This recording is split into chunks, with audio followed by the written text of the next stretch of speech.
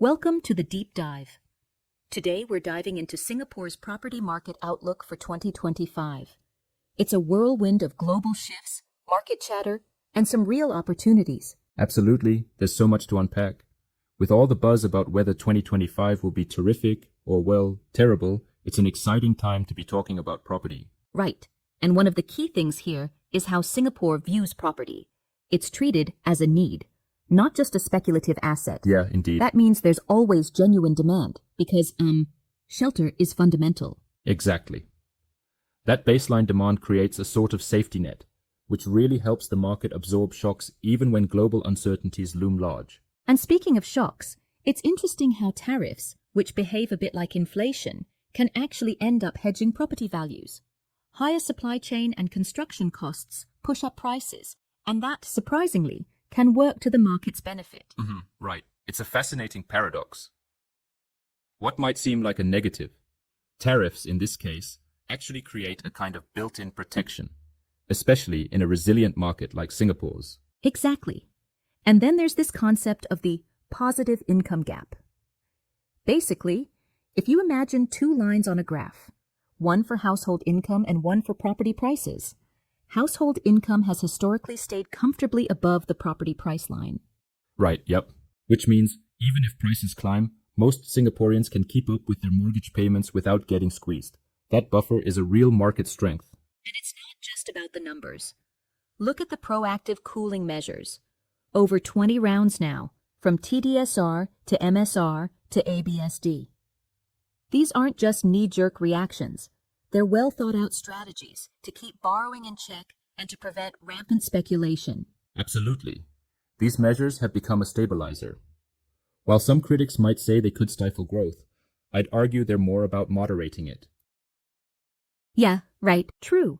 And let me just challenge that a bit. The notion that too many cooling measures might dampen market momentum.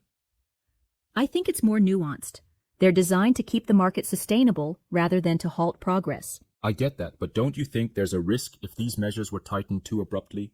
The balance is delicate, yet history shows the market adjusts. Exactly. And speaking of history, take the post-general election periods, for example. Looking back at 2001, 2006, 2011, and 2020, the property prices consistently rose after these elections.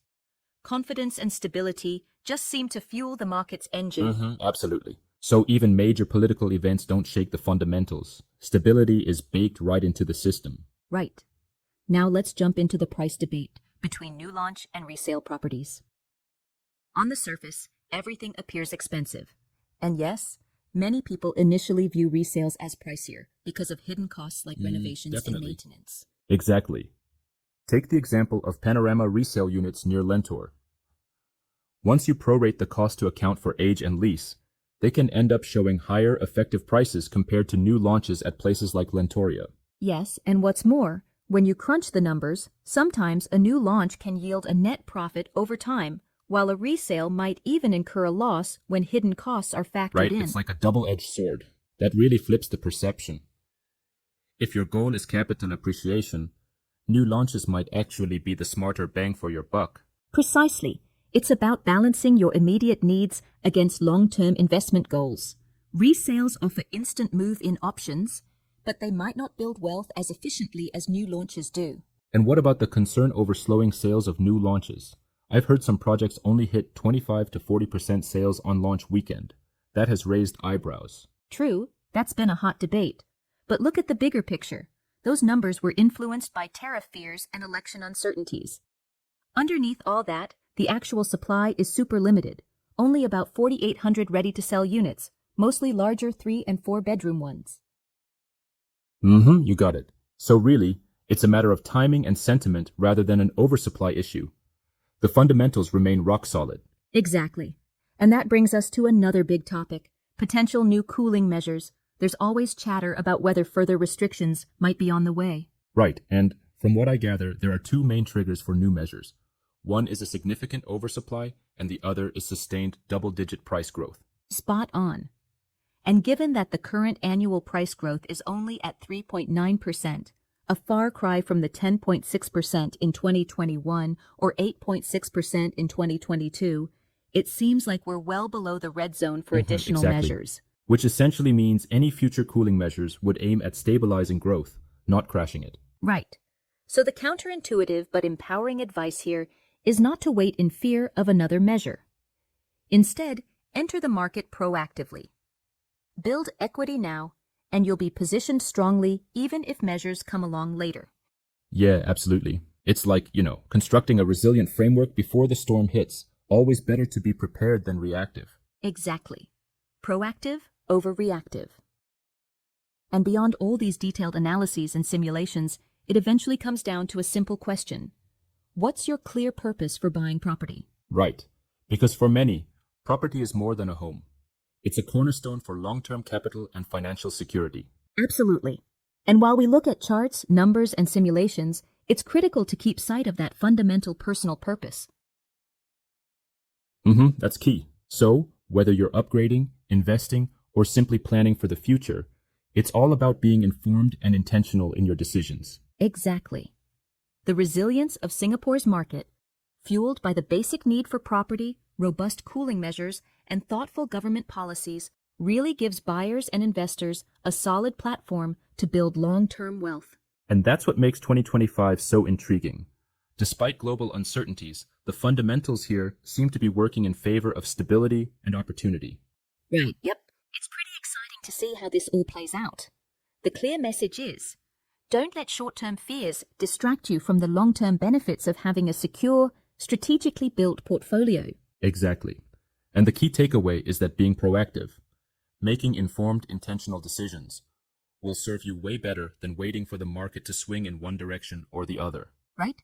It's about building that foundation now so you can ride out any future market shifts with confidence. Absolutely. And let's not forget the role of local government measures. With every cooling round, the aim is to moderate growth rather than stifle opportunity. That has been the trend, and it builds trust in the market's long-term health. Exactly. Trust in the system and the consistent performance post-general elections really underlines that stability. The buying purpose here, whether for living or investment, is validated by a mature market structure. In the end, understanding these insights helps you navigate through the noise and focus on what truly matters, making smart, strategic decisions that build your future. Absolutely. And as always, it's about staying informed, staying intentional, and not letting short-term market jitters derail your long-term vision. Right on. So if you're in the market or considering your next move, whether it's upgrading, investing, or locking in that long-term security, now's the time to plan strategically. Exactly. Thanks for joining this deep dive into Singapore's property outlook. Remember, the market's built-in resilience, from essential demand to proactive measures, gives us plenty of reasons to feel confident looking ahead to 2025. Indeed. And if you found these insights helpful, share them with friends or colleagues who are also navigating these complex decisions. Knowledge, after all, is a great investment. Absolutely. Drop us your thoughts or questions. We love hearing from you. And until next time, stay informed, be intentional, and keep building toward a brighter future.